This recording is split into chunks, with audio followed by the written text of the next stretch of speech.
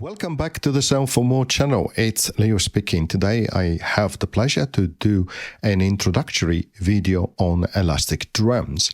Before I continue, I would like to remind my viewers to subscribe as it helps with growing the channel. Thank you very much. Additionally, if you would like to participate in the giveaway, please do check the instruction contained inside the video description. Thank you again. So, elastic drums, it's quite a nice groove box. So let's go through a little bit what it looks like, what it sounds like. So let's start with a short introductory. So at the top you see playing controls here. At the moment you see is playing 4 parts. You see these first 4 rows which have been played, but that's because rows number 5 and 6 here are being muted. So you can play, you can start the play here and stop the play here, which is quite nice. So you can move between one part to the next, like the first part, second part, third part, and so on. And as you can see, when I move to part number 5 is muted, which I can unmute, and the same on part 6, which I can unmute as well. And now if I click play, you see all the different rows or parts are being played. And it works very much like a groove box. So you click like so, and you start to associate, for example, a kick drum. As you can see down here, it says synth kick. So if I press play,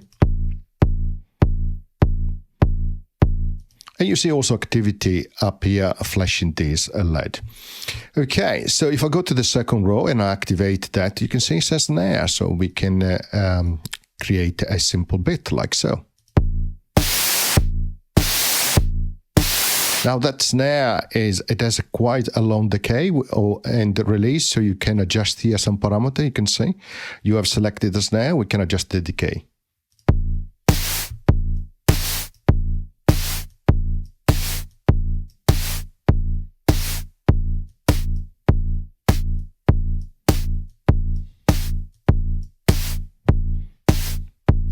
And we can go to the next part, which in this case, guess hi-hat. So why not? Let's create some step like so.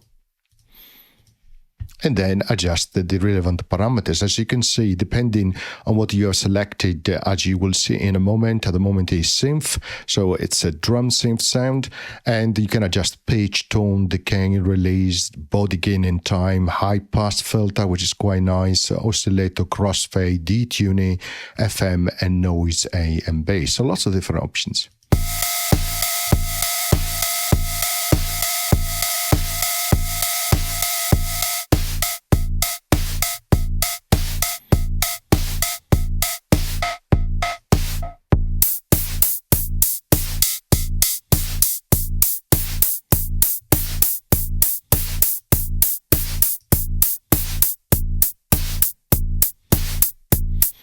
And of course, you can adjust the overall volume here, pan left and right for your channel. And then you have sound effects for effect 1, 2, 3, and 4 as well. Down here, you have sequencer settings, so you can decide the timing, the length in terms of step, and also a delay, which is quite nice.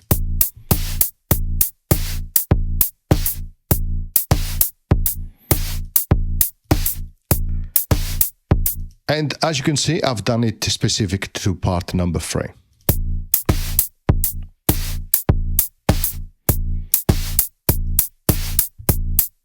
So it's quite nice because you can change the timing for each of the different parts. You can see you have 6 parts. You can solo, you can mute, you can record changes on the same parameters. You can adjust velocity, which is quite nice. You can come velocity and then you choose a target, like for example, volume here. And then if you click and hold the velocity here, you have a further adjustment for the different steps, which is quite nice. And you can draw a curvature, for example, like this. And you can see the automation here on the volume.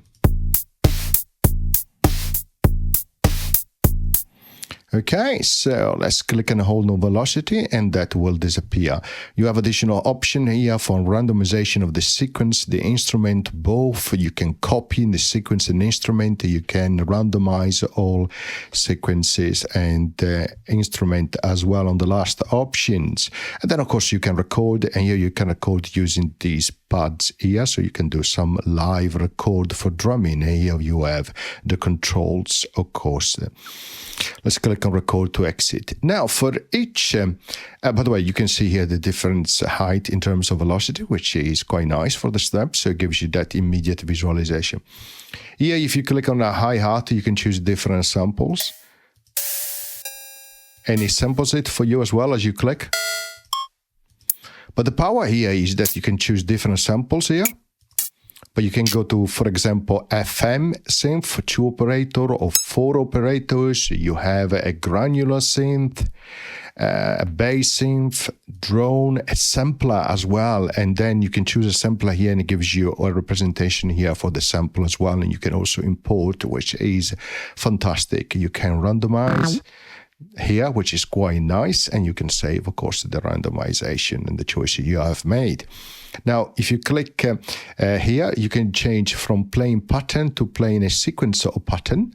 Okay, and here is an option for recording, so you can record multiple channels, sync recording to pattern, song, and manual. You can start your recording, playing it, share your recording, and then do a various export to audio share and Ableton Live. Quite nice. And then here you have additional option like Ableton Link, Bluetooth MIDI, the background audio if you wanted, the audio buffer, the metro volume, any MIDI settings, and so on and so forth. So lots of different options. Here you have bits per minute, double click, of course, to set it if you want to change it. And here you have this representation of the pattern, which is currently selecting. If you can swipe to the left and right, you can move to the next pattern, which in this case is actually empty, and then you can swipe to the right back to go to the previous one. If you click on any preset, you can choose a factory preset, which there are 10 here, so it's quite nice. And of course, you can go also to the store here as well. Here you have a nice help. You click on it and it gives you an help in terms of the interface, which is great. And here you have the different screen selection. So the first one is instrument. And as you can see, that is the one where we define the pattern. Then you can go to arrange mode. And here you can see again the different parts, the 6 parts. You can adjust the pan, the send effects here. So for example, let's send to perhaps to effect 3. You can mute and solo each one individually. You can adjust the overall volume, BPM, and you can also multiply the tempo here, okay, with this control. Here you have the different patterns, and of course you can copy like so, and then you click here, you can copy, right, again. So it's quite nice because then you can move between each one of the patterns that you copied and of course make some changes.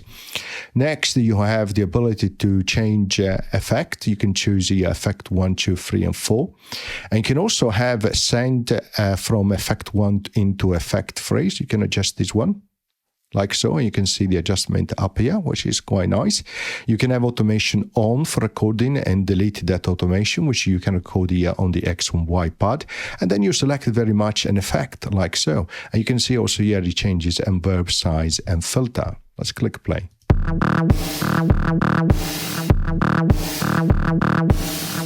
So that is actually quite nice. Let's go back to the first yeah, for the first screen, let's change that synth. Let's go back to hi-hat again. And let's go back to effect and let's play again. You can hear that I have added verb here as effect 3. And if I go back to the previous screen and range, I put here descend to effect 3 for this part number 2. And the part number 2 is where I have the snare. Indeed, if I click here too, you can see I have the snare as a sampler. So this is how you add effect. And of course, if automation is on and as you're playing, you can actually record. So in this case, we are on pattern number 4. And I'll show you also how you go in song mode. You click here, and then as you play, you can see here the number of pattern changing according to what is being defined here. There are 4 patterns, which of course you can add here. You can change from song mode here and have also additional options. Okay, so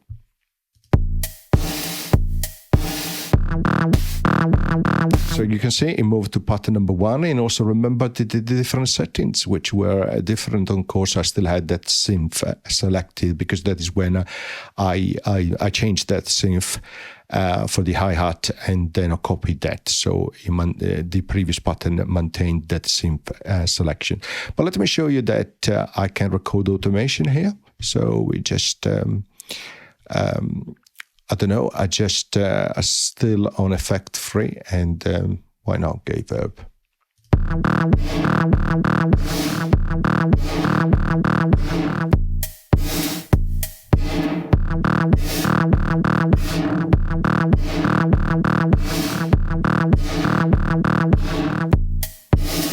You can see that the automation is recording. Of course, you can delete it as well.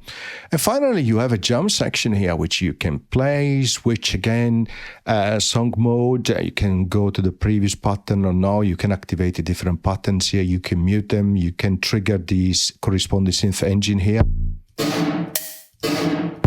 And you can see an option on the right side based on what you select here on additional adjustments that you can do. For example, on freezing, you can see it says freeze effect here, which you can choose.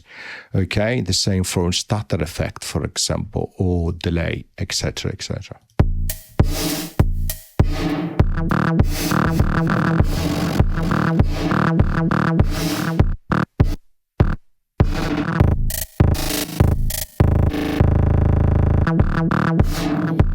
And of course, you can also do MIDI learn, which is actually quite nice. So you can then jump as you need with your external devices.